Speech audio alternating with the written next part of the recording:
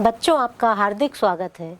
आज कक्षा 11वीं के लिए राजनीति विज्ञान में हम चर्चा करने जा रहे हैं अधिकार पर। अधिकार ये हमारे जीवन का एक बहुत महत्वपूर्ण शब्द है। बच्चों, हम जानते हैं कि आज के समय में लगभग सभी दुनिया के देशों ने लोकतंत्रीय प्रजातांत्रिक प्रणाली को अपनाया है और शासन की यह वह व्यवस्था होती है जिसमें लोकतंत्र में जनता का विशेष महत्व होता है, क्योंकि एक तरह से ये जनता का ही शासन होता है, उसी की सत्ता होती है।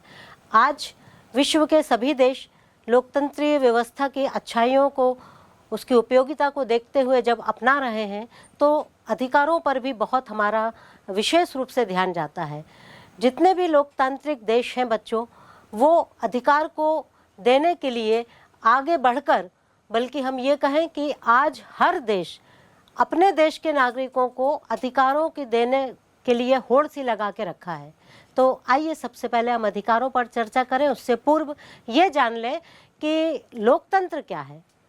जैसा कि इसके नाम से ही स्पष्ट है कि लोकतंत्र दो शब्दों से मिलकर बना है, लोक और तंत्र। तो लोक का अर्थ होता है जनता और तंत्र का अर्थ होता है शासन, अर्थात जनता का शासन। यदि हम इसी शब्द को अंग्रेजी में देखें तो ये डेमोस, कृषि का हिंदी रूपांतरण होता है जो यूनानी भाषा का है, और डेमोक्रेसी अंग्रेजी शब्द भी दो शब्दों से मिलकर बना है जिसका अर्थ है डेमोस और कृषि, अर्थात शासन, जनता का शासन या सत्ता। इस तरह डेमोक्रेसी का भी अर्थ यही हुआ कि ये वो शासन व्यवस्था है जिसमें जनता का शासन होता है।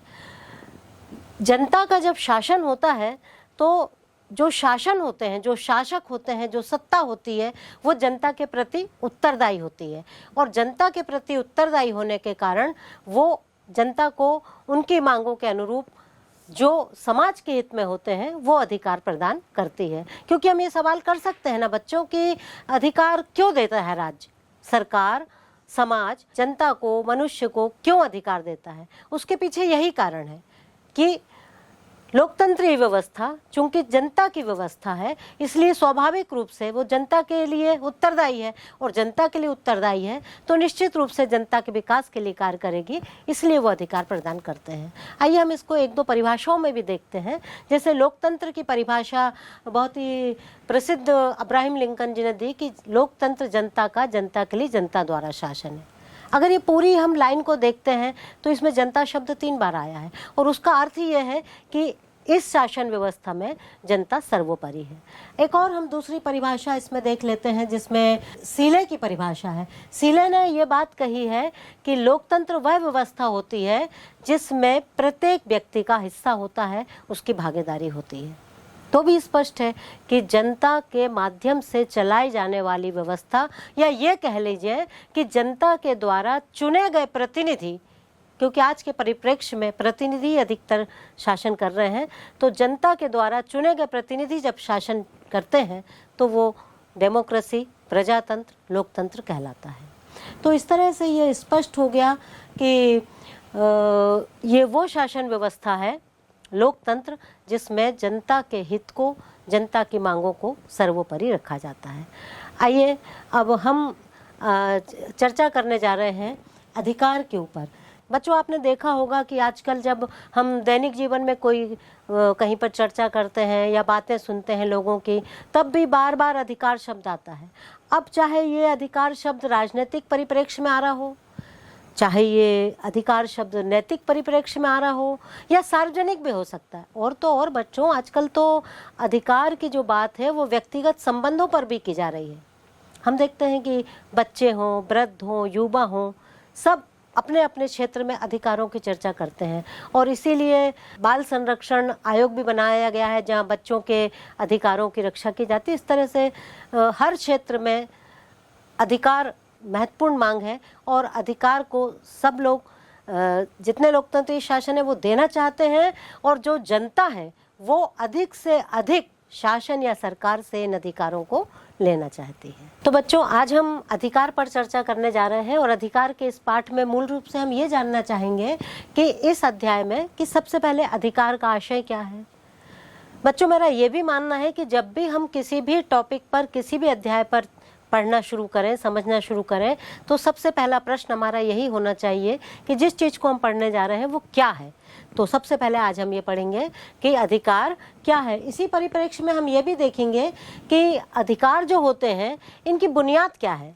बुनियाद मतलब इनका प्राप्त होने का तरीका क्या है, ये कहाँ से हमको मिलते हैं। तो दूसरी बात, हम इस बात पर विशेष बल देंगे कि अधिकारों की प्राप्ति का साधन क्या है। इसी के साथ साथ हम ये भी देखेंगे कि जो अधिकार होते हैं इन अधिकारों से हमारे किन किन उद्देश्यों की पूर्ति होती है। मतलब ये हुआ कि अधिकार जो हमने प्राप्त किए हैं उन अधिकारों से हम अपने लिए, अपने समाज के लिए किन किन उद्देश्यों की पूर्ति को हम कर सकते हैं। साथ में ये भी सवाल उठता है कि जिनकी पूर्ति हम कर रहे हैं क्या वो हमारे जीवन के लिए महत्वपूर्ण है। यदि हाँ, तो ये भी प्रश्न हमारा आता है कि ये जो अधिकार हैं, जो उद्देश्यों की पूर्ति करते हैं, वो इतने हमारे जीवन में महत्वपूर्ण क्यों है। तो आइए सबसे पहले हम प्रथम बिंदु पर अपनी चर्चा करते हैं और हमारा आज का पहला बिंदु है कि अधिकार क्या है। मूल रूप से अधिकार एक हक है, एक दावेदारी है, पर वो जिसका समाज में औचित्य हो। ऐसी ही दावेदारी, ऐसी ही हकदारी जो औचित्यपूर्ण होती हैं वही अधिकार बनने के योग्य होती हैं। देखिए, एक मनुष्य है, एक व्यक्ति है या एक नागरिक है, तो ये केवल इतना होने से ही उसको क्या चाहिए, उसको क्या प्राप्य है, अर्थात उसको जिन चीज़ों की प्राप्ति करना है उन चीज़ों को वो किसके माध्यम से प्राप्त कर सकता है। तो यहाँ पर भी अधिकार की ही बात आती है, जिससे हम जो जीवन में करना चाह रहे हैं। क्योंकि देखो बच्चों, सबके मन में कुछ ना कुछ एक अपने जीवन के प्रति, अपनी पढ़ाई के प्रति एक सोच होता है, एक दृष्टिकोण होता है, या कह लीजिए एक लक्ष्य होता है। तो ऐसे लक्ष्यों को जो जीवन में हम निर्धारित करते हैं उनको प्राप्त करने के जो तरीके होते हैं या जो साधन होते हैं, कह लीजिए, उनको प्राप्त करने का जो सबसे अच्छा माध्यम है वो ये अधिकार ही है जिन पर हम आज चर्चा कर रहे हैं। क्योंकि हम ये भी जानते हैं कि जब कोई व्यक्ति अपना कोई लक्ष्य निर्धारित करता है या मनुष्य किसी बड़ी अचीवमेंट को प्राप्त करना चाहता है तो ये स्वाभाविक होता है। ईश्वर ने ये हर व्यक्ति के अंदर एक बहुत अच्छा गिफ्ट उसको दिया है, एक चीज़ उसको प्रदान की है जो जन्मजात व्यक्तियों के अंदर होती है। वो होती है उसकी आंतरिक शक्ति या उसके अंतर्निहित कुछ ना कुछ क्षमताएं या योग्यताएं। कुछ उसमें विशिष्टता होती है और उस विशिष्टता के माध्यम से ही व्यक्ति अपने जीवन में किसी न किसी क्षेत्र में बहुत ज़्यादा आगे बढ़ जाता है। तो ये जो शक्तियां हैं, ये जो विशिष्टताएं हैं, ये जो उसकी अंदर की क्षमताएं हैं, इन क्षमताओं, विशिष्टताओं के माध्यम से व्यक्ति अपने जीवन में अपना बहुमुखी और सर्वांगीण विकास कर सकता है। जब वो अपना सर्वांगीण विकास कर सकता है तो निश्चित रूप से ऐसा करने के लिए उसे कुछ ना कुछ स्वतंत्रता चाहिए और स्वतंत्रता के साथ साथ उसे कुछ सुविधाएं भी चाहिए। क्योंकि बिना सुविधाओं और बिना स्वतंत्रताओं के व्यक्ति किसी चीज़ को प्राप्त करने में, किसी भी कार्य को करने में अक्षम ही रहता है। तो ये होता क्या है कि जब व्यक्ति को लगता है कि ये उसका हक है, ये उसकी दावेदारी है, तो वो इसकी क्या करता है, समाज से मांग करता है। बहुत ध्यान देने की बात है। क्या चीज़ है ये? अधिकार वो है जिसकी व्यक्ति या मनुष्य ने समाज से क्या की है, मांग की है। और मांग करने के पश्चात क्योंकि उसमें औचित्य है, उसमें सार्वजनिक हित है, इसलिए राज्य ऐसी मांगों को पूरा करने का वादा करता है, अर्थात उसको लागू करता है। और इसीलिए वो दावे, इसीलिए वो हकदारियाँ या इसीलिए वो मांगे समाज में, राज्य में अधिकार बनकर आती हैं और यही अधिकार कहलाती हैं। पर एक बात और है बच्चों, हमें यहाँ ये भी ध्यान रखना है कि इस अधिकार का ये अर्थ कतई नहीं है कि आपके मन में जो कुछ आए आप उसी को अपनी हकदारी समझने लगो। जैसे उदाहरण के लिए आप स्कूल के बच्चे हैं तो स्कूल के बच्चों का नियम है कि उनको शालाय गणवेश में स्कूल आना है। अब आप दावेदारी करो कि नहीं हम तो कलर ड्रेस में आएंगे, या आप किसी कहीं भी पीरियड के चलते, कालखंड के चलते कक्षा से बाहर जाने की बार बार मांग करो और कहो कि ये हक है या अधिकार है, ऐसा नहीं हो सकता। क्यों नहीं हो सकता? ऐसा इसलिए नहीं हो सकता कि ये जो बातें हैं इनमें किसी व्यक्ति का, समाज का या स्कूल का कोई भी हित सिद्ध होता दिखाई नहीं दे रहा है। और पहली शर्त है कि समाज की मांग हो, समाज उसे स्वीकार करता हो और उनमें कुछ ना कुछ औचित्य हो।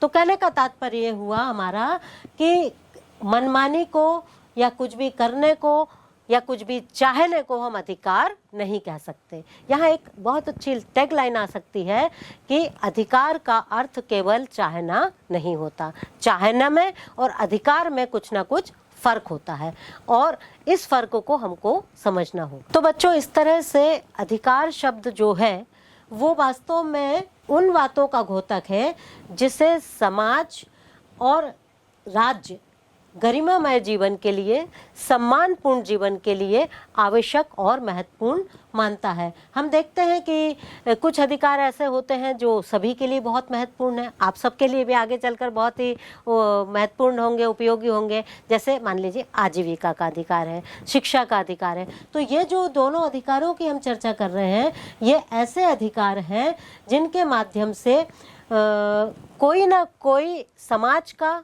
या व्यक्ति का इसके माध्यम से हित या लाभ होता है। इसीलिए राज्य उन स्वतंत्रताओं और सुविधाओं को प्रदान करता है जो व्यक्ति अपने विकास के लिए राज्य या समाज से उनकी मांग करते हैं। और निश्चित रूप से जब इस तरह के अधिकारों को राज्य देता है तो इससे व्यक्ति का न केवल शारीरिक, न केवल मानसिक, उसका नैतिक विकास होता है, उसका सर्वांगीण विकास होता है और उसका बहुमुखी विकास होता है। बच्चों, यहाँ ये भी ध्यान देने की बात है कि जब हम ये कहते हैं कि किसी एक व्यक्ति का हित हो रहा है, लाभ हो रहा है, उससे उसका विकास हो रहा है, तो अप्रत्यक्ष रूप से हमें ये भी दिखाई देता है कि एक व्यक्ति का लाभ या हित या उसका सर्वांगीण विकास से समाज का भी कुछ ना कुछ भला होता है, क्योंकि यही लोग समाज की एक महत्वपूर्ण इकाई होते हैं। आइए, हम जब चर्चा कर रहे हैं अधिकार, हम समझ रहे हैं, तो अर्थ को तो हमने बहुत विस्तार पूर्वक जान लिया। एक दो छोटी छोटी हम इसमें परिभाषाएं भी देख लेते हैं। जैसे राजनीति विज्ञान के बहुत ही प्रसिद्ध विचारक हैं जिन्होंने अधिकारों पर बहुत चर्चा की है, हेराल्ड जे लास्की, और उनने अधिकार की जो परिभाषा दी है वो परिभाषा दी है कि अधिकार सामाजिक जीवन की वे परिस्थितियां हैं। अधिकार क्या है? सामाजिक जीवन की वे परिस्थितियां हैं जिनके बिना सामान्यतः कोई भी व्यक्ति अपना पूर्ण विकास नहीं कर सकता। क्या स्पष्ट हुआ इस परिभाषा से? ये परिभाषा हमें बताती है कि अधिकार सामाजिक जीवन के लिए अनिवार्य है। बात हम शुरू में सामाजिक जीवन से ही कर रहे हैं कि क्योंकि समाज ही स्वीकार करता है, इसीलिए वही बात यहाँ पर बहुत अच्छे से लास्की जी ने स्पष्ट किया है कि अधिकार सामाजिक जीवन की वे परिस्थितियाँ हैं जिनके बिना सामान्यतः कोई भी व्यक्ति अपना पूर्ण विकास नहीं कर सकता है।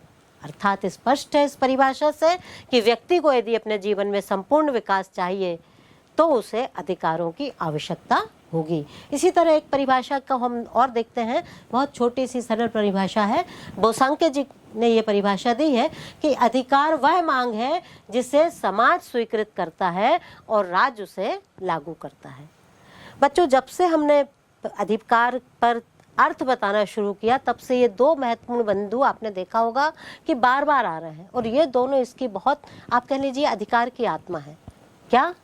पहला तो समाज की औचित्य उसमें होना चाहिए और समाज को उसको स्वीकार करना चाहिए, और दूसरी बात राज्य को उसको लागू करना चाहिए। तो इस तरह हमने देखा बच्चों कि अधिकार जो हैं वो जीवन की वो महत्वपूर्ण दशाएं हैं, महत्वपूर्ण परिस्थितियां हैं जिनके माध्यम से कोई भी व्यक्ति अपना विकास कर सकता है। तो एक बार हम और चर्चा कर लें कि हमने जो अर्थ पढ़ा, हमने जो परिभाषाएं पढ़ी, या हमने इसकी जो पृष्ठभूमि में चीज़ें देखी, तो उन सब के माध्यम से अधिकार के अंतर्गत सबसे महत्वपूर्ण कौन कौन से बिंदु हैं जिनको आप अभी तक समझ सके होंगे। तो पहली बात, यदि आप इसकी ये कह लीजिए कि इसका विश्लेषण करें, इसको स्पष्ट करें, तो कौन कौन से इसके, जैसे अपन मक्खन निकालते हैं तो उसका घी बनता है, इसी तरह जो घी आपको इसमें से मिला होगा वो क्या होगा। अगर उन घी के बिंदुओं को हम देखें तो इसमें पहली बात ये आएगी कि अधिकार जो है वो क्या है? एक मांग है। किसकी तरफ से होगी बच्चों? ये मांग होगी मनुष्यों के, नागरिकों के, व्यक्तियों की ओर से। दूसरी बात इसमें है कि ये औचित्यपूर्ण, तर्क संगत और न्याय संगत होना चाहिए।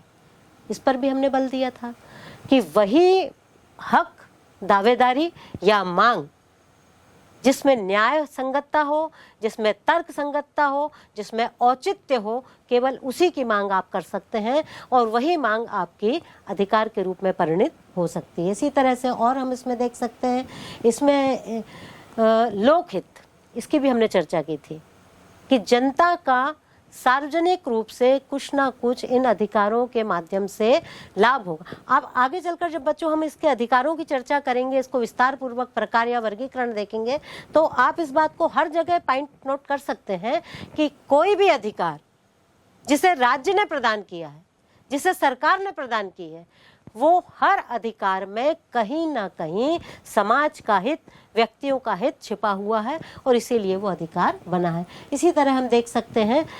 अच्छा बच्चों, हम तुमसे एक बात पूछते हैं, क्या आप ये बता सकते हैं कि ये जो हम चर्चा कर रहे हैं, ये जो अधिकार हैं, ये हमेशा हर परिस्थिति में एक से रहेंगे कि परिवर्तनशील हो सकते हैं? सोचिए। अब देखिए, चलन बदलता है, समाज बदलता है, रुचियां बदलती हैं, फैशन बदलता है आपका। जब सारा समाज बदल रहा है, समय बदल रहा है, तो निश्चित रूप से जो अधिकार है वो भी परिवर्तनशील ही होंगे। इसका अर्थ ये हुआ कि जब लोगों की रुचियां बदल जाएं, लोगों की डिमांड्स बदल जाएं, तो ऐसी स्थिति में सरकार भी इस बात पर ध्यान देती है कि हमारा समाज, हमारे लोग क्या चाहते हैं और उसके अनुसार अधिकारों में भी परिवर्तन हो जाता है।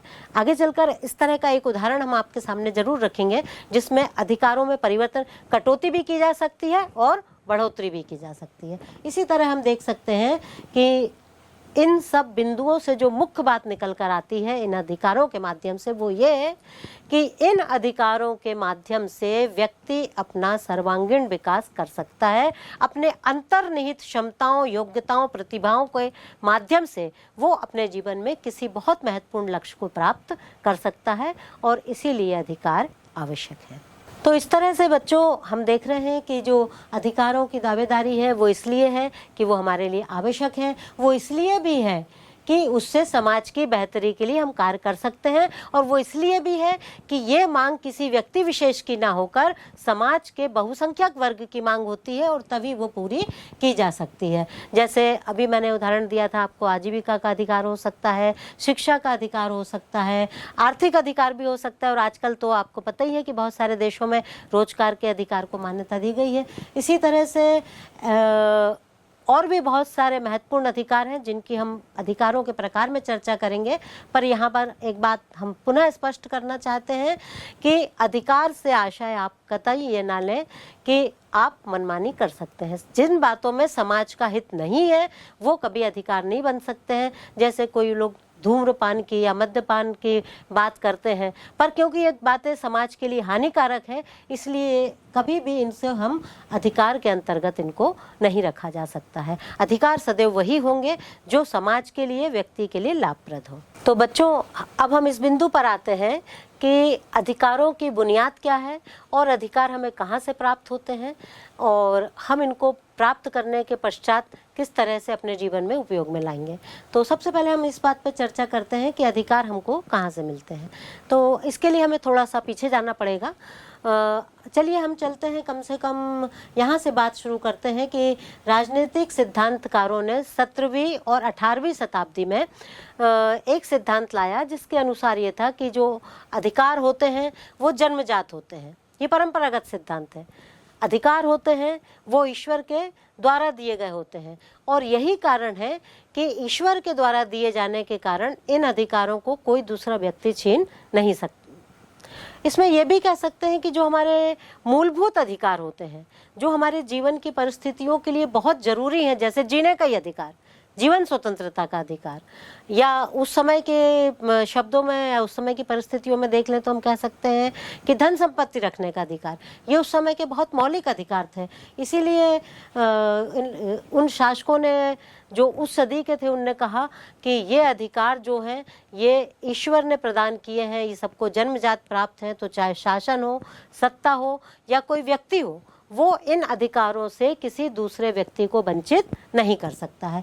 इसी तरह से प्राकृतिक अधिकार के माने भी यही होते हैं कि जो अधिकार हमको प्रकृति से प्राप्त हुए, जब व्यक्ति ने जन्म लिया, शिशु से अवस्था से ही उसको जो अधिकार मिल गए हैं, जो प्रकृति ने उसको दे दिए हैं, ऐसे अधिकार जो होते हैं वो इस श्रेणी के अंतर्गत आते हैं जिन्हें ईश्वर प्रदत्त या प्रकृति प्रदत्त अधिकार कह सकते हैं। इसके जो प्रवर्तक थे, राजनीति विचारकों में सबसे ज़्यादा जिन लोगों ने इस बात का समर्थन किया है वो विचारक हैं Hobbes, Locke, Rousseau, Thomas pen.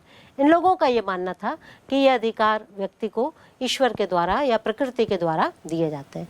पर बच्चों, जब हम इस बात की चर्चा करते हैं तो आपके मन में शायद एक प्रश्न आ रहा होगा, या जो समसामयिक बात है वो आपके मानस में उभर सकती है, और वो ये है कि आज प्राकृतिक अधिकारों को या ईश्वर के द्वारा दिए गए अधिकारों से ज़्यादा यदि कोई चर्चा है तो वो चर्चा है मानव अधिकार की, और इसके लिए एक आयोग भी बना है। आप सबको पता है कि केंद्र स्तर पर राष्ट्रीय मानव अधिकार आयोग और राज्य स्तरों पर राज्य के मानव अधिकार आयोग बने हैं। जो मानव अधिकार आयोग शब्द हम कहते हैं, इस बात को जब अगर आप ना भी समझ पा रहे हो, लेकिन इस शब्द का आप संधि विग्रह करके यदि आप देख लें तो मानव धन अधिकार, यानी वो अधिकार जो मनुष्य के लिए आवश्यक है। तो मानव अधिकार आयोग जो है वो मनुष्य को मनुष्य होने के नाते, व्यक्ति होने के नाते, समाज का एक अंग होने के नाते मानव अधिकार व्यक्ति को प्राप्त करने का अधिकार होता है। ये जो भी मानव अधिकार हैं, ये माना जाता है कि ये मानव अधिकार प्रकृति के द्वारा प्राप्त नहीं है, ईश्वर के द्वारा प्रदान किए गए नहीं है, बल्कि क्या है, ये वो अधिकार हैं जिनकी व्यक्ति ने अपने विकास के लिए, समाज ने अपने बेहतरी के लिए स्वयं खोजा है। यानी ऐसे अधिकार हैं मानव अधिकार जिनकी खोज या जिनकी संरचना व्यक्तियों ने स्वयं की है, और ये इसीलिए मानव अधिकार कहलाते हैं। जो मानव अधिकार होते हैं वो हम ये भी कह सकते हैं कि केवल मनुष्य होने के नाते जो अधिकार प्राप्त होते हैं उनको मानव अधिकार कहा जाता है, और ये मानव अधिकार ईश्वर के द्वारा ना दिए जाकर इनकी अधिकारों की खोज या संरचना या बनाने का कार्य मनुष्य ने स्वयं किया है। और उसको बहुत व्यवस्थित और अच्छे से चलाने के लिए उसने फिर एक आयोग की स्थापना कर दी कि इस आयोग के माध्यम से मानव अधिकारों पर चर्चा की जाएगी, इनके संरक्षण के प्रयास किए जाएंगे और इनको और अधिक कैसे बढ़ाया जा सकता है उस पर भी विचार, रिसर्च, शोध आदि किया जा सकता है। जब हम मानव अधिकार की आयोग की या मानव अधिकार की चर्चा करते हैं तो एक बात और हमारे मन में आती है, और वो है संयुक्त राष्ट्र संघ के मानव अधिकारों के घोषणा पत्र। हो सकता है कि मेरे जो बच्चे कक्षा में बैठे हुए हैं इनमें से कुछ बच्चों ने संयुक्त राष्ट्र संघ का नाम सुना हो या ना सुना हो, पर मैं बता दूं कि संयुक्त राष्ट्र संघ द्वितीय विश्व युद्ध के बाद एक अंतर्राष्ट्रीय संस्था बनाई गई और जो पूरे विश्व, पूरी दुनिया के कल्याण के लिए, बेहतरी के लिए कार्य करती है। संयुक्त राष्ट्र संघ एक अंतर्राष्ट्रीय संगठन है, और संयुक्त राष्ट्र संघ ने अपने घोषणा पत्र में सबसे मुख्यता से जो बात की है या जिस पर ज़्यादा बल दिया है वो क्या है, वो मानव अधिकार ही है। उन मानव अधिकारों की सूची भी बढ़ती जा रही है जिन मानव अधिकारों को पहले हमने बनाया गया था। पहले जो मानव अधिकार थे उन अधिकारों में अब और अधिक उसकी जो सूची है या उसकी जो क्रम संख्या है वो धीरे धीरे बढ़ रही है। कैसे बढ़ रही है? देखिए बच्चों, जैसे अभी वर्तमान समय में सबसे ज़्यादा हम सचेत हैं या हम सजग हैं, मालूम है किसके लिए? बता सकता है कोई? पर्यावरण के लिए। हर व्यक्ति चाहता है कि उसको अपने जीवन जीने के लिए एक अच्छा पर्यावरण मिले, स्वच्छ वायु मिले, स्वच्छ जल मिले, उसको जीने के लिए जो अनिवार्य दशाएं हैं वो राज्य अच्छे से उपलब्ध कराए। तो ये जो चीज़ें हैं ये भी हमारे धीरे धीरे क्या होते जा रहे हैं, अधिकार बनते जा रहे हैं। और पर्यावरण की सुरक्षा या संरक्षण का जो अधिकार है वो अधिकार कर्तव्यों के साथ जुड़ा हुआ है।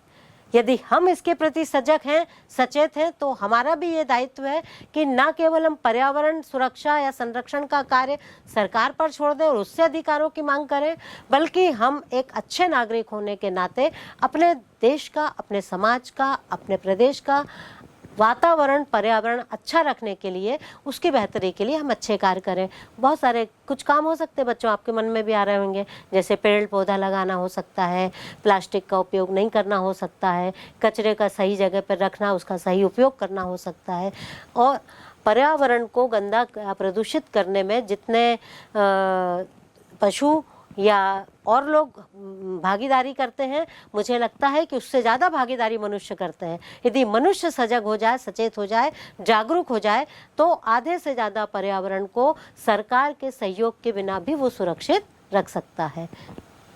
तो बच्चों, मानव अधिकारों की घोषणा पत्र की हम चर्चा कर रहे थे। इसी के साथ एक बहुत ही प्रसिद्ध दार्शनिक विचारक हुए हैं कांट। उन्होंने एक बहुत ही महत्वपूर्ण बात कही थी कि हर चीज़ की या तो कीमत होती है या उसकी गरिमा होती है। तो जिन वस्तुओं की या जिन चीज़ों की कीमत होती है वे समतुल्य होती हैं और अपन उन वस्तुओं के स्थान पर किसी दूसरी वस्तु का प्रयोग कर सकते हैं। लेकिन जो गरिमा होती है वो समतुल्य नहीं होती। गरिमा वह होती है जो हर प्राणियों से श्रेष्ठ प्राणी मनुष्य की होती है। तो जो गरिमा है मनुष्य की, उस नाते हर व्यक्ति का ये कर्तव्य होता है कि ऐसे व्यक्तियों का हम सम्मान करें जो मनुष्य हैं, नागरिक हैं। इसका कारण ये है कि उन्होंने ये भी कहा कि यदि हो सकता है कि मनुष्य बेईमान हो जाए, अशिक्षित हो जाए या अनैतिक हो जाए, लेकिन इतना होने के बावजूद भी हमारा ये कर्तव्य है कि हम उसके साथ मनुष्य होने के नाते गरिमामय ढंग से ही उसके साथ बर्ताव करें। कहने का तात्पर्य है कि मनुष्य मनुष्य होने के नाते कहीं ना कहीं इस बात का हकदार है कि उसके साथ उसको जो अधिकार दिए जा रहे हैं वे अधिकार समाज में उसकी एक प्रतिष्ठा दें। हम ये भी देखते हैं बच्चों कि अशिक्षित, बेईमान या जो व्यक्ति कुछ गलत कामों में संलग्न होते हैं, ऐसे व्यक्तियों के साथ दूसरे व्यक्ति बहुत ही या ये अप्रतिष्ठित रूप से या ये कह लीजिए कि अच्छे व्यवहार के साथ उनके साथ बातचीत नहीं करते हैं। यहीं पर कांट का कहना था कि उनके गलत कामों की, उनकी बेईमानी की, उनकी अशिक्षित की अलग सजा हो सकती है, लेकिन मानव होने के नाते हमको उनके साथ जो व्यवहार करना है वो प्रतिष्ठापूर्ण ही, कम से कम न्यूनतम शब्द उनने प्रयोग किया है। कौन सी प्रतिष्ठा? ऐसे व्यक्तियों के साथ न्यूनतम प्रतिष्ठा के साथ हम व्यवहार करें, लेकिन जो अच्छे मनुष्य हैं उनके साथ तो निश्चित रूप से एक गरिमा और प्रतिष्ठा के साथ बात करना है, और ऐसे ही उनको अधिकारों की आवश्यकता है। तो हम ये भी देख रहे थे बच्चों कि सार्वभौम अधिकार के साथ वो इसलिए सार्वभौम है कि सब लोगों को प्राप्त है, सब जगह प्राप्त है। तो ऐसे अधिकारों के साथ जब हम बात करते हैं तो निश्चित रूप से हम ये जान जाते हैं कि हमारे मनुष्य या नागरिक या व्यक्ति होने के नाते जो अधिकार हैं वो अधिकार बहुत हैं, और उन अधिकारों के प्रयोग से ही हर व्यक्ति समाज में रहकर अपने विकास को अच्छी तरह से कर सकता है। तो आइए अब हम एक और बहुत अच्छी चर्चा करते हैं कि कानूनी अधिकार और राज्य सत्ता। कानूनी अधिकार और राज्य सत्ता की जब हम बात करते हैं तो हम ये बात मानते हैं कि मानव अधिकारों की जो अपील होती है वो नैतिक आधार पर होती है, यानी उनका जो बेस है मांग करने का वो क्या है? नैतिक है। लेकिन नैतिकता ही परिपूर्ण नहीं होती। अधिकार को अधिकार बनने के लिए, जैसा कि हम अभी पहले भी चर्चा कर रहे थे, कि उसके लिए राज्य की कानूनी शक्ति का होना बहुत आवश्यक है। और इसीलिए बहुत ध्यान देने की बात है बच्चों कि अगर राज्य की कानूनी शक्ति हम अधिकारों को दे देते हैं तो इसका मतलब ये होता है कि वो अधिकार राज्य के द्वारा प्रदत्त किए गए हैं और उनके पीछे कानूनी शक्ति निहित है। यही कारण है कि बहुत सारे देशों ने क्या करा है कि इन अधिकारों को अपने संविधान में समाहित किया है। अब एक शब्द आ गया, संविधान। बच्चों, आप में से हो सकता है कि बच्चे जानते हो संविधान क्या है, लेकिन संविधान को हम एक शब्दार्थ के रूप में समझते हुए आगे बढ़ें तो ज़्यादा अच्छा होगा। संविधान यानी विधान, कानून या नियम। अंग्रेजी में इसको कॉन्स्टिट्यूशन कहते हैं, जिसका अर्थ होता है ढांचा, अर्थात वह ढांचा जिस ढांचे पर या जिस नियमों पर, जिन आधारभूत सिद्धांतों पर सरकार अपने पूरे राज्य का शासन प्रशासन संचालन करती है, ऐसे आधारभूत नियमों के संग्रह को संविधान कहते हैं। अरस्तु जी ने बहुत अच्छी बात कही कि राज्य अपने लिए जो जीवन पद्धति अपनाता है वह संविधान है। तो ये बहुत महत्वपूर्ण चीज़ है। यह नियमों का एक कानूनों का संग्रह है जो सरकार राज्य के लिए बहुत आवश्यक है और उसके आधार पर ही सरकार चलती है। तो जब अधिकारों का समावेश या अधिकारों को संविधान के अंतर्गत समाहित कर दिया जाता है, तो ऐसी स्थिति पर वो अधिकार क्या बन जाते हैं, वो अधिकार उसके लिए कानूनी रूप से हो जाते हैं। अगर हम भारत के संदर्भ में भारत के लिए इसकी चर्चा करते हैं, तो इन संविधानों में जो अधिकारों का वर्णन किया गया है उसको हम मौलिक अधिकार कहते हैं। मौलिक अधिकार वो होते हैं जो मूल रूप से राज्य प्रदान करता है, लेकिन इसमें कहीं कहीं आवश्यकता पड़ने पर कभी कभी रीति रिवाज, परंपराएं या उस देश का जो सामाजिक कल्चर है उसके आधार पर भी कुछ नियमों को इसके अंतर्गत समाहित किया जाता है, जो अधिकार के रूप में प्रयोग किए जाते हैं। जैसे हम भारत का एक छोटा सा उदाहरण ले लें, वो है अस्पृश्यता। अस्पृश्यता क्योंकि एक सामाजिक कुप्रथा थी और इससे समाज को, नागरिकों को बचाना था, इसलिए इसको प्रतिबंधित किया गया है। इसी तरह से एक मुख्य बात पर जब हम आएंगे तो वो बात ये होगी कि जो अधिकार होते हैं ये पूर्णतः निश्चित नहीं होते, ये परिवर्तनशील होते हैं। क्यों होते हैं परिवर्तनशील? क्योंकि ये जिस तरह की आवश्यकताएं होती हैं उस तरह से बदलते रहते हैं।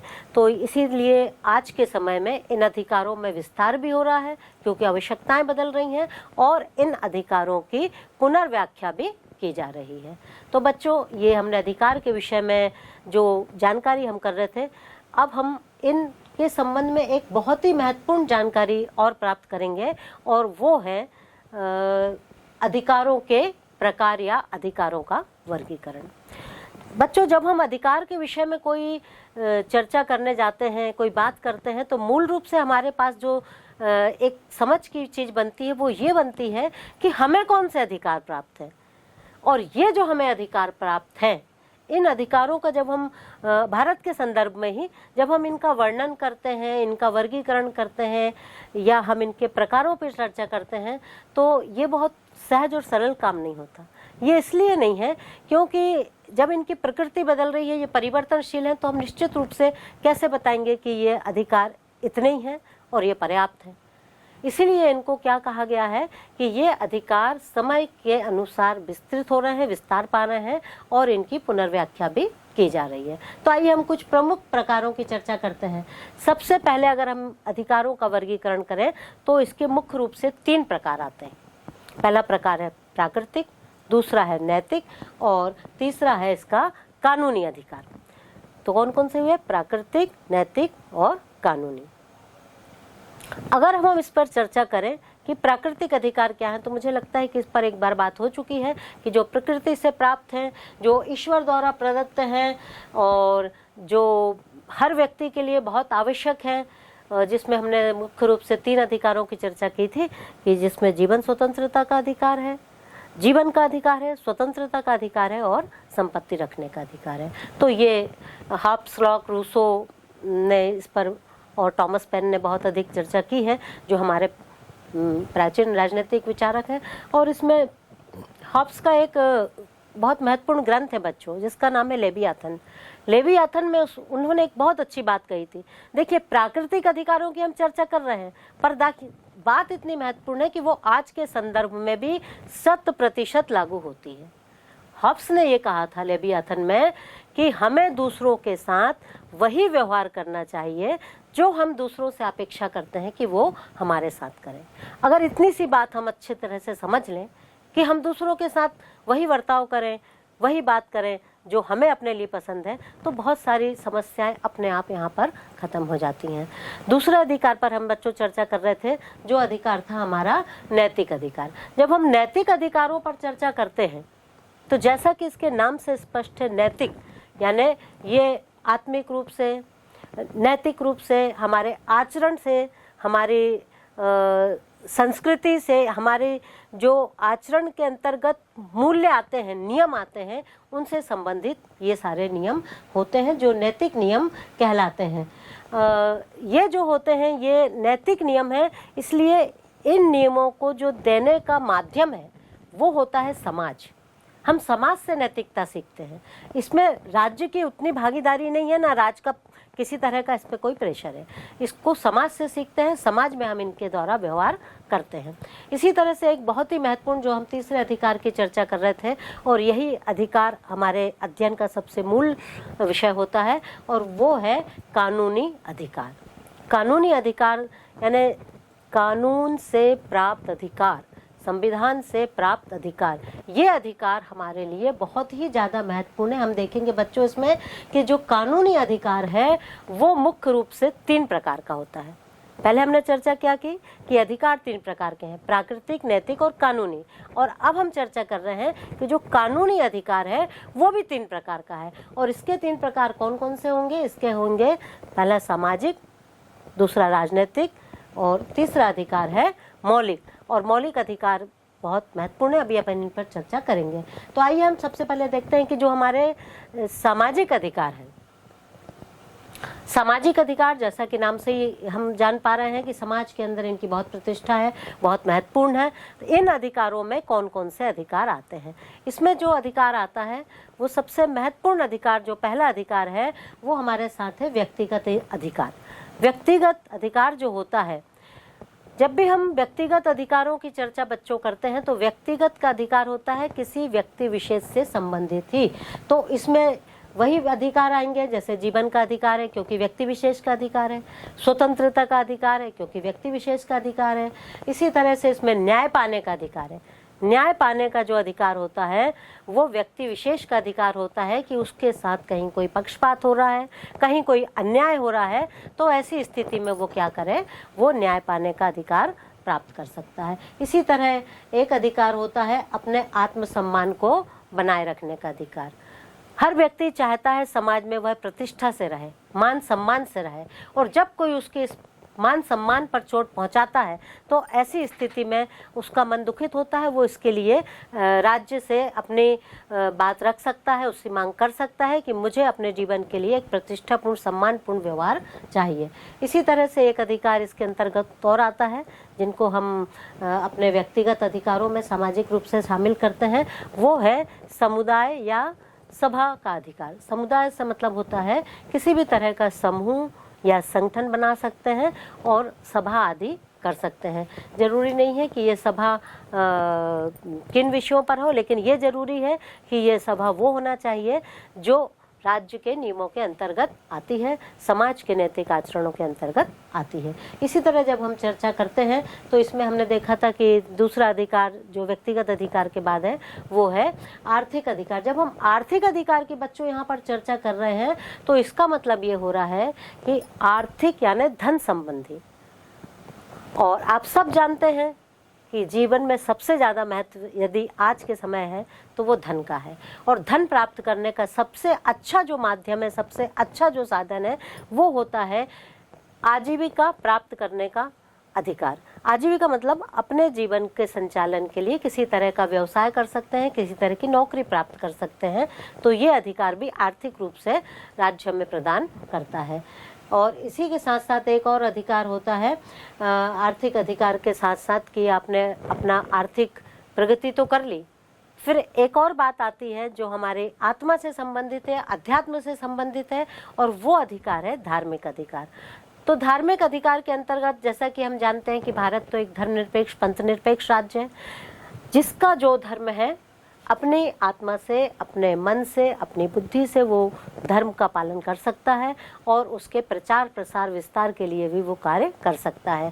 धार्मिक आयोजन कर सकता है, धर्म की प्रतिष्ठा मान सम्मान के लिए, उससे संबंधित गतिविधियों को करने के लिए वो स्वतंत्र है। इसी तरह से जो धार्मिक अधिकार के बाद एक अधिकार और है, बहुत महत्वपूर्ण अधिकार है, और वो अधिकार होता है सांस्कृतिक अधिकार। सांस्कृतिक अधिकार बच्चों एक ऐसा अधिकार होता है जो हमें अपनी जीवन शैली से, अपने समाज से, अपने आप से जोड़ने का अवसर देता है। हमारी संस्कृति क्या है, हमारा खान पान, हमारी रहन सहन, हमारा बोलचाल, हमारा उठना बैठना, हमारे जीवन की शैली, हमारे सोचने का जो तरीका है, हमारा जो कार्य करने का, व्यवहार करने का ढंग है, ये सारी चीज़ें आती हैं हमारे संस्कृति के अंतर्गत। तो हम देखते हैं कि भारत तो विविधता का देश है, यहाँ तरह तरह की संस्कृति के लोग रहते हैं। तो सभी संस्कृति के लोग अपनी संस्कृति को सुरक्षित रखने के लिए, उसका प्रचार प्रसार करने के लिए स्वतंत्र होते हैं। ये होता है सांस्कृतिक अधिकार।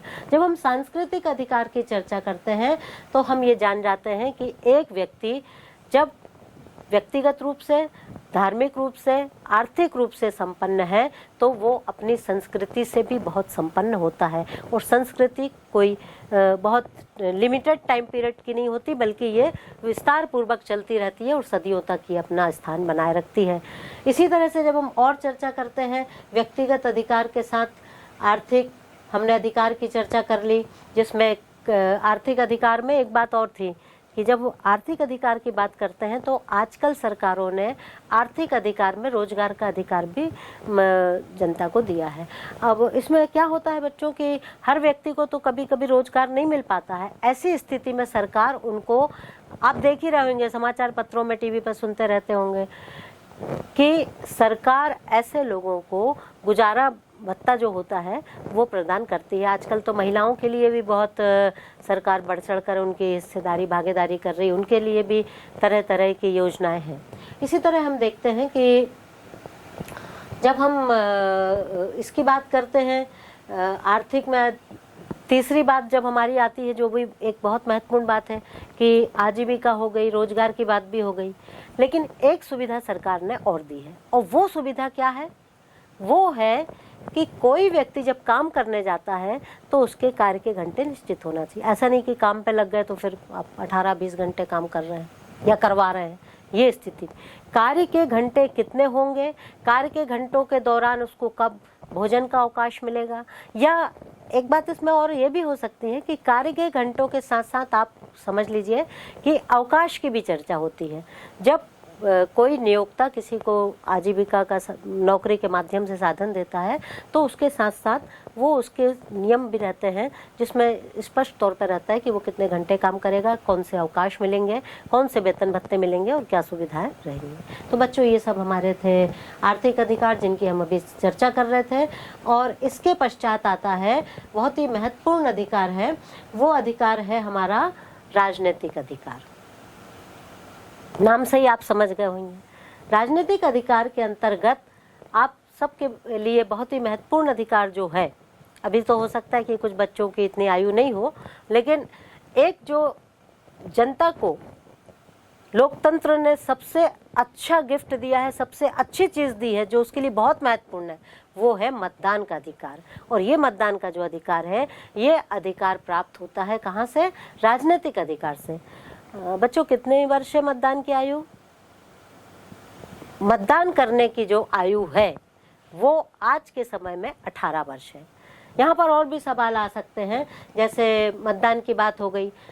मतदान के साथ साथ जो और राजनीतिक अधिकार है उसमें सबसे महत्वपूर्ण दूसरा अधिकार है चुनाव लड़ने का अधिकार।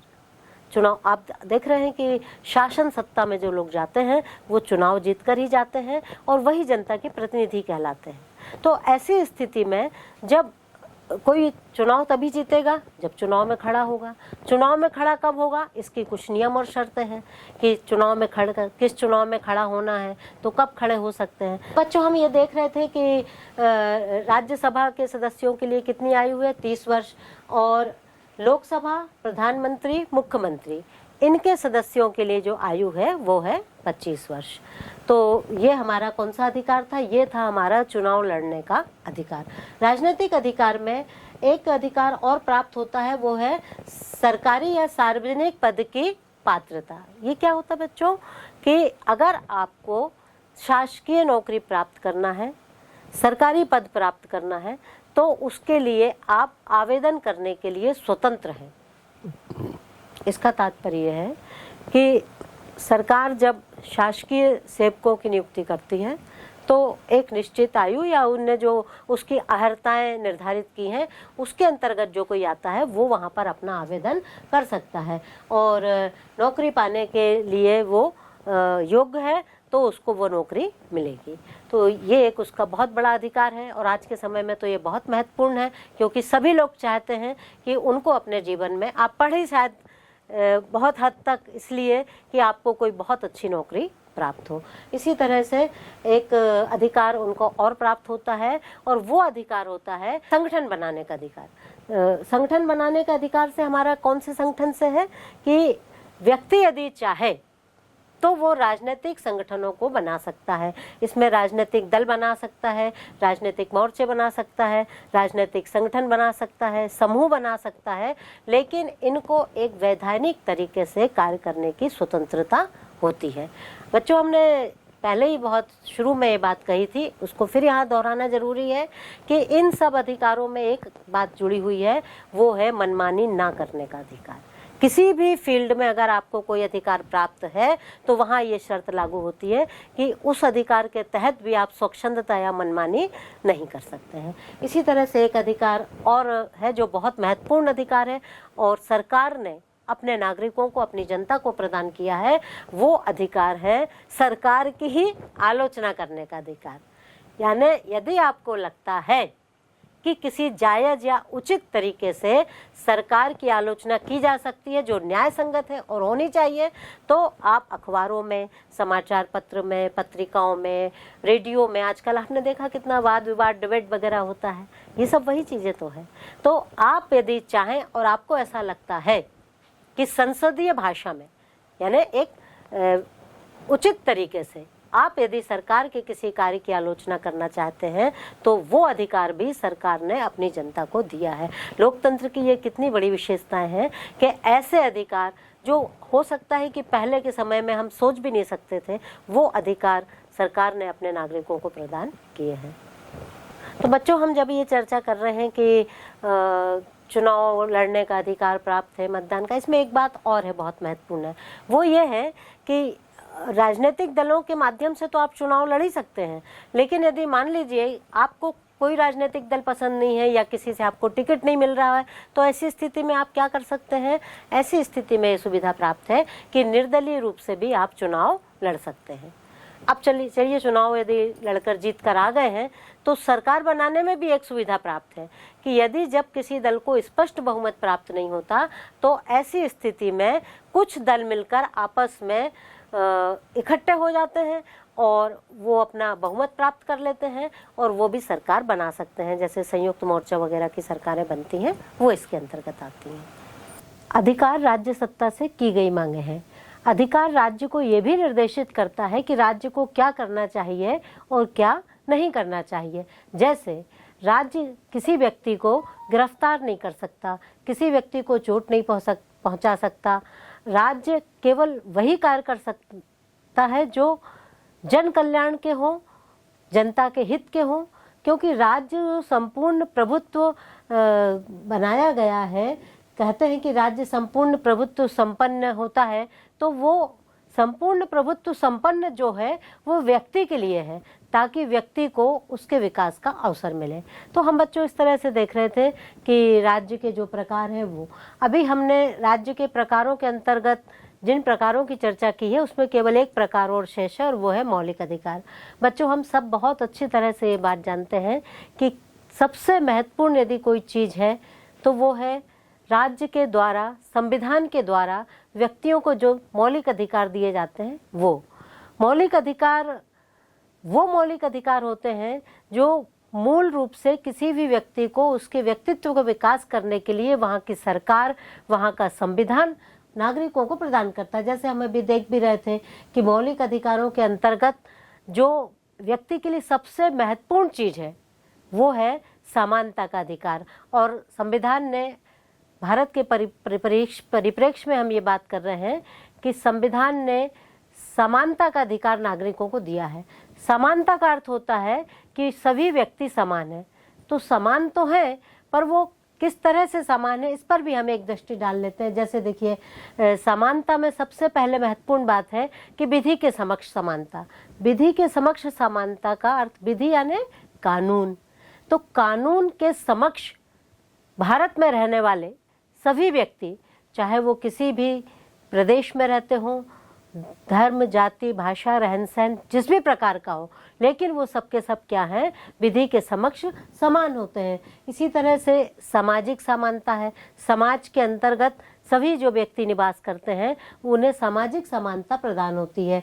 इसी तरह से राज्य अपने नागरिकों को एक बहुत महत्वपूर्ण अधिकार देता है, वो है अवसर की समानता। अवसर अर्थात राज्य व्यक्तियों को उनकी आजीविका के लिए जो अवसर प्रदान करेगा उसमें किसी भी तरह का कोई भेदभाव नहीं करेगा। इसका अर्थ ये भी हुआ कि राज्य जब शासकीय किसी भी तरह के रोजगार की आवेदन मंगवाए या नौकरी के लिए कोई विज्ञप्ति निकाले तो उसमें हर व्यक्ति जो उसकी अहर्ताएं पूरी करता हो वो व्यक्ति उसमें आवेदन कर सकता है। इसी को हम कहते हैं कि नौकरी के समक्ष रोजगार की समानता। एक समानता और है, वो है अस्पृश्यता का अंत। राज्य सरकार ने संविधान के माध्यम से अस्पृश्यता यानी भेदभाव, छुआछूत को संवैधानिक रूप से अब ऐसा कहा है कि ये कोई भी व्यक्ति इस तरह का कार्य ना करे जिससे छुआछूत की भावना बलवती हो। और इसी तरह से एक और अधिकार प्रदान किया है, वो अधिकार है समानता के अंतर्गत उपाधियों का अंत। उपाधियों का अंत से मतलब है कि देखा होगा या आपने सुना होगा कि बहुत पहले कुछ तरह की उपाधियां सरकार या शासन जनता को देता था और उन उपाधियों के माध्यम से, जैसे ब्रिटिश सरकार जब हमारे यहाँ थी तो लॉर्ड या राय इस तरह की उपाधियां देते थे, लेकिन इससे भेदभाव उत्पन्न होता है और सामाजिक समानता में इस तरह का भेदभाव नहीं किया जा सकता। इसी तरह सारी जो भी उपाधियां हैं जिनसे भेदभाव उत्पन्न होता है, बड़े छोटे की भावना उत्पन्न होती है, ऐसे सारे भेदभाव को क्या किया गया है, अंत किया गया है और इसीलिए उपाधियों का भी अंत कर दिया गया है। तो जब हम मौलिक अधिकारों की चर्चा करते हैं तो समानता के साथ साथ एक बहुत ही महत्वपूर्ण अधिकार है, वो है स्वतंत्रता का अधिकार। स्वतंत्रता का अधिकार प्राप्त किए बिना कोई भी व्यक्ति अपने व्यक्तित्व का विकास नहीं कर सकता, क्योंकि ये वो स्वतंत्रताएं हैं जो व्यक्ति को किसी भी तरह का कोई भी कार्य करना हो तो उसके लिए बहुत ज़्यादा आवश्यक होती हैं। जैसे सबसे पहले अपन देख लेते हैं कि एक ऐसी स्वतंत्रता जिसका हर व्यक्ति उपयोग करता है वो है उसकी अभिव्यक्ति की स्वतंत्रता। जैसे आपको कहीं कोई बात कहना है, आपको भाषण देना है, आपको अपने मन की बात रखना है, तो आप तभी रख पाएंगे जब आपको क्या हो, अभिव्यक्ति की स्वतंत्रता प्राप्त हो। यदि आपको अभिव्यक्ति की स्वतंत्रता प्राप्त नहीं है तो आप अपने विचारों को अभिव्यक्त नहीं कर सकते। इसलिए ये बहुत महत्वपूर्ण स्वतंत्रता है। इसी तरह से स्वतंत्रताएं होती हैं, जैसे आपको कोई बात बहुत लोगों के बीच में कहना है, एक दो के साथ नहीं बल्कि बहुत सारे लोगों से अपने मन की बात बताना है, तो ऐसे समय में आप क्या करेंगे, आप बहुत सारे समुदायों को बुलाएंगे, समूहों को बुलाएंगे, शांतिपूर्ण सभा करेंगे, सम्मेलन करेंगे और वहाँ पर अपने मन की बात करेंगे और दूसरों की बात को सुनेंगे भी। तो ये सभा और सम्मेलन करने का जो अधिकार है वो भी स्वतंत्रता के अंतर्गत नागरिकों को प्राप्त है। इसी तरह से समुदाय या संगठन बनाना, आपको किसी लक्ष्य की पूर्ति के लिए, लेकिन वो लक्ष्य कैसा हो, वो लक्ष्य होना चाहिए समाज कल्याण का, लोक कल्याण का, जनहित का।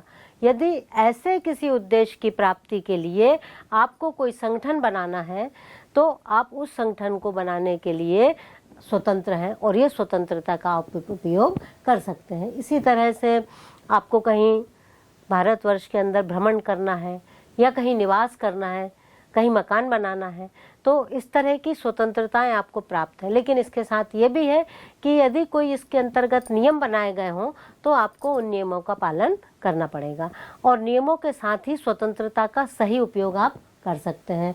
इसी तरह से व्यवसाय या आजीविका, हमने ये पहले भी इस पर चर्चा की थी कि हर व्यक्ति को अपना जीवन यापन करने के लिए रोजगार या आजीविका की आवश्यकता होती है और इसको करने के लिए वो स्वतंत्र है। लेकिन यहाँ पर भी वही प्रतिबंध है कि आप वो रोजगार नहीं अपना सकते जिसको राज्य ने प्रतिबंधित किया हो। इसी तरह से हम देखते हैं कि एक और अधिकार संविधान ने अपने नागरिकों को प्रदान किया है और यह अधिकार बहुत ज़्यादा महत्वपूर्ण है बच्चों। इसको कहते हैं शोषण के विरुद्ध अधिकार। यानी शोषण, कोई भी मनुष्य किसी दूसरे मनुष्य का किसी भी तरह से शोषण नहीं कर सकता, और यदि वो इस तरह का शोषण का कार्य करता है तो संविधान के द्वारा, न्यायालय के द्वारा उसको दंडित किया जा सकता है।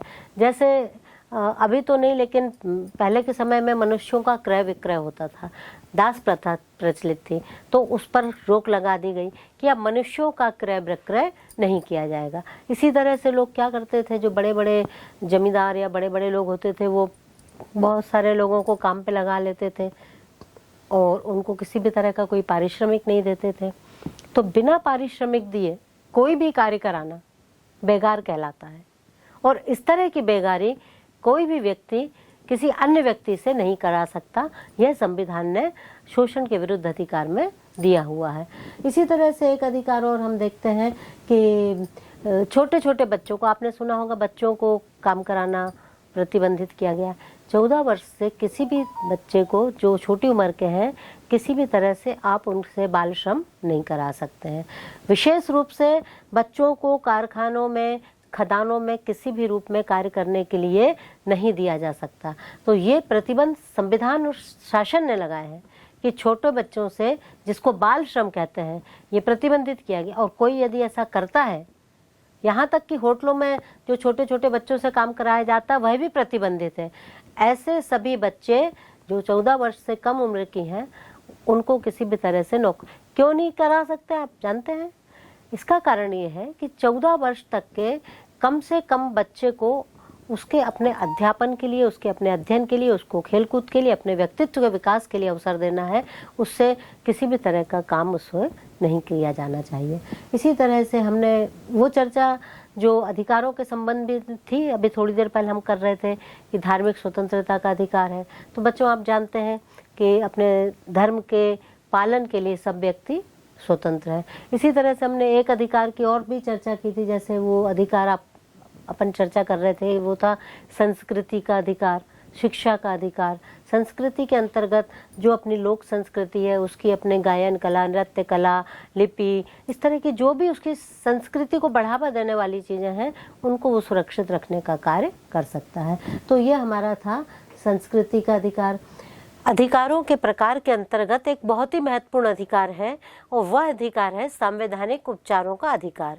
ये सच कहा जाए तो ये सारे अधिकारों की एक तरह से आत्मा है, क्योंकि इसके माध्यम से वो सारी सुरक्षाएं हमें प्राप्त होती हैं नागरिकों को, जिनको हम न्यायालय के माध्यम से भी प्राप्त कर सकते हैं।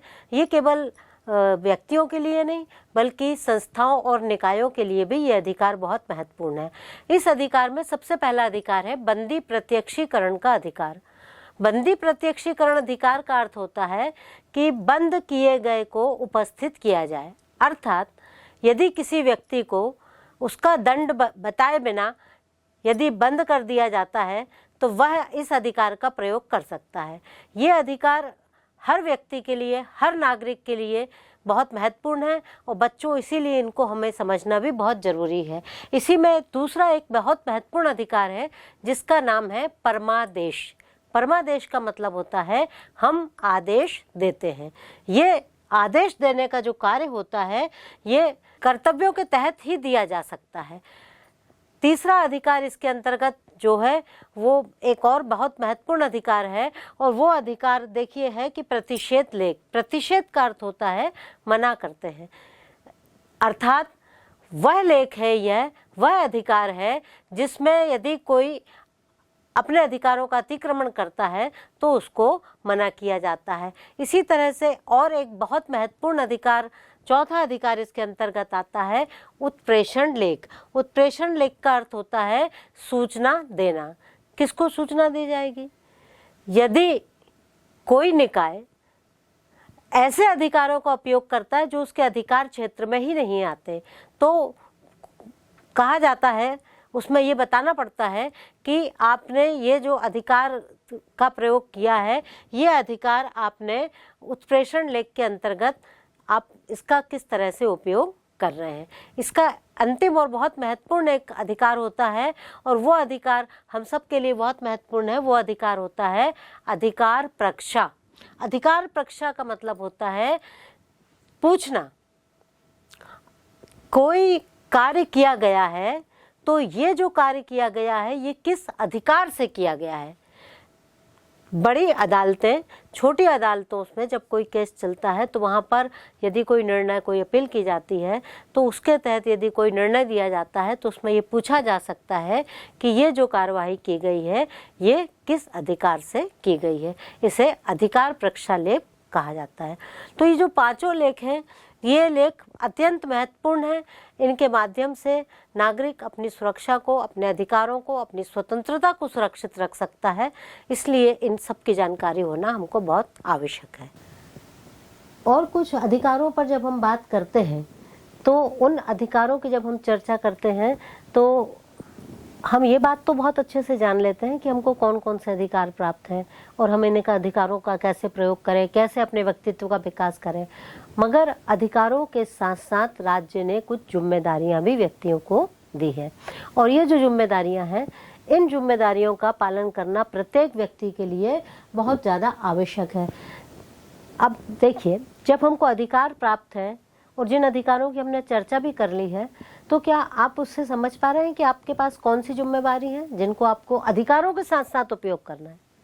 जैसे मान लीजिए आपको भ्रमण का अधिकार है, आप रास्ते पे चलने का अधिकार है, तो क्या आप रास्ते पे चलने का अधिकार का दुरुपयोग करेंगे, बीच में चलेंगे, गाड़ी को आड़ा टेढ़ा चलाएंगे?